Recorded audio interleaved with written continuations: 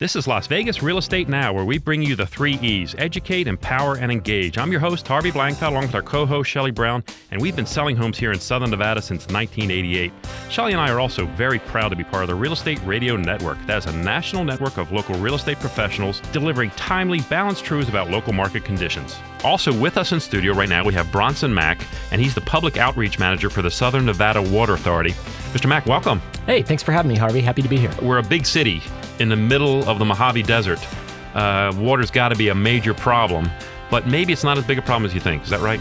Well, Harvey, you're right. We are certainly a big city. You're talking about a community of 2 million people, and we are indeed in the most arid environment within the country. Mm-hmm. So, with only 4.5 inches of rain a year, we're truly dependent upon water resources that come from other locations. Bronson, if I'm a consumer out there, I'm thinking we've done such a great job to conserve the water, but why wouldn't we just go back to the legislation and say, hey, our community has grown. We're now from what we used to be to now 2 million. Why can't we get a little bit more water? I mean, Good question.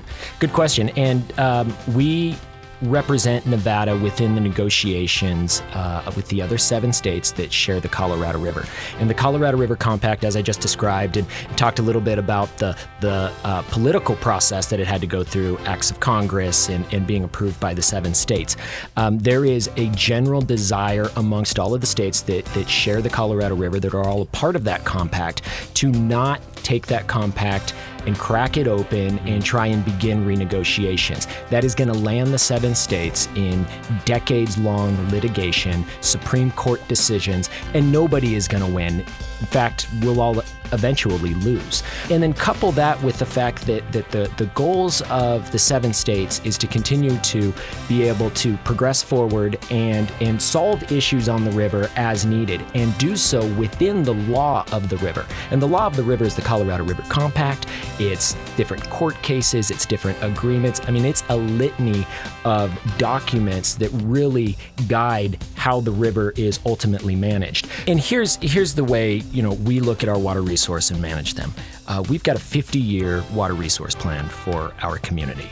We take a look at what population projections are going to be over the next 50 years, what the water demands are projected to be over the next 50 years, and then we pair the necessary water resources to be able to meet those demands going forward. So we've got a roadmap from a water resource perspective for the next half century for this community, making sure that we've got the water resources available to meet those future demands and that those resources are secured. One of the things, Mr. Mack, is that everyone drives and flies over Lake Mead, and they see that huge bathtub ring, they call it, of reduction in levels of Lake Mead. Tell us about that. Tell us about Lake Mead and lake levels.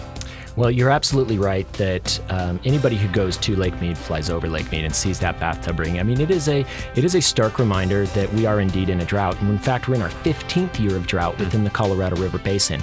But one thing to keep in mind is that Lake Mead is doing exactly what it was intended to do: store water in wet years so that it's available in the dry years. And we've had a lot of dry years. We could certainly use some more wet years. Right.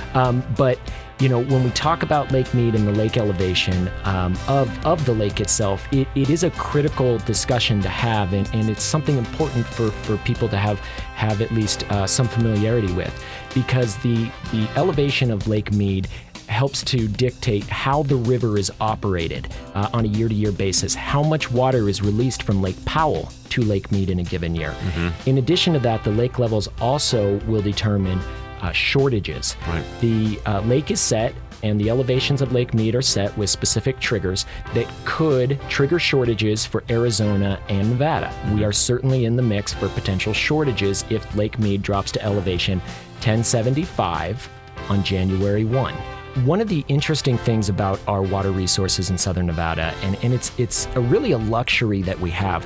Number one, we're so close to our water source, Lake Mead. Mm-hmm. That provides us a lot of flexibility. We have additional flexibility also on the wastewater side. See, 60% of our water supply here in Southern Nevada is used outdoors. We use it for irrigation. We use it to keep our landscapes green. We use it for watering lawns, and we'll give you $1.50 a square foot if you take out your lawn. There you go. But we use 60% of our water outdoors and 40% indoors. That 40% that we use indoors, we reclaim nearly 100% of that water, treat it to near drinking water standards, and return it back to Lake Mead.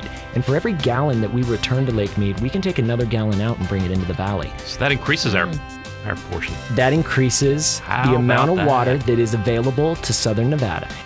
You've been listening to Las Vegas Real Estate Now with hosts Harvey Blankfeld and Shelley Brown. Please tune in every Saturday at 11 a.m. right here on News Talk 720 KDWN.